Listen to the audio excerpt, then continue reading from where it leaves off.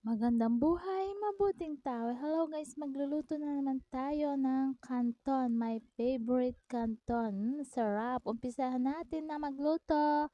Hugasan muna natin ng atay ng manok. Ayan, hugas pa more. Ayan guys, hindi ko na siya chinap-chop kasi kami-kami lang naman ang kakain guys. Ayan ang mga ingredients ko. Atay ng manok, bell pepper, carrot, tsaka canton. Ngayon, igigisa na natin yung sibuyas, bawang, tsaka bell pepper ne guys. Lalagay na natin yung atayo. Hindi ko na chinap-chop guys. Putol-putulin ko na lang mamaya dyan guys. Ne guys. Kasi kami lang naman ang kakain kaya hindi ko na siya pinutol-putol ne guys. So, para isang subo lang. Oh. Ngayon, luto na yung atay.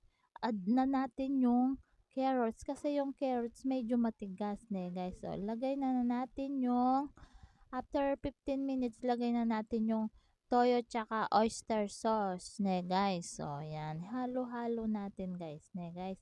Kapag medyo malambot na yung carrots guys, mag-add na kayo ng ng ano kasing inad ko dyan. Basta, tignan-tignan nyo muna guys. Ayan, nag-add pala ka ako ng tubig, ne guys. So, medyo malambot na kasi yung carrots. Yan, pampalasa, pampalinamnam, ajinomoto, tsaka pamintang durog ang nilagay ko. Yan kasi ang available dito sa bahay ko.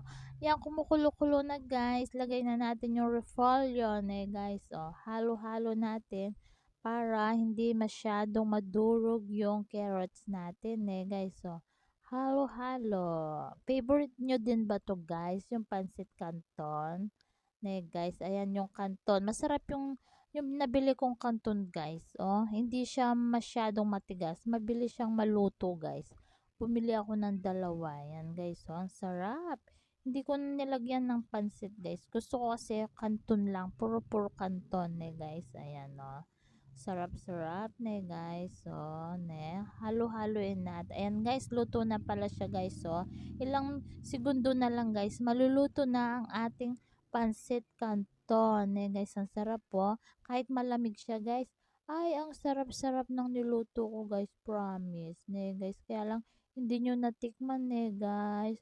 Pasensya na kayo guys.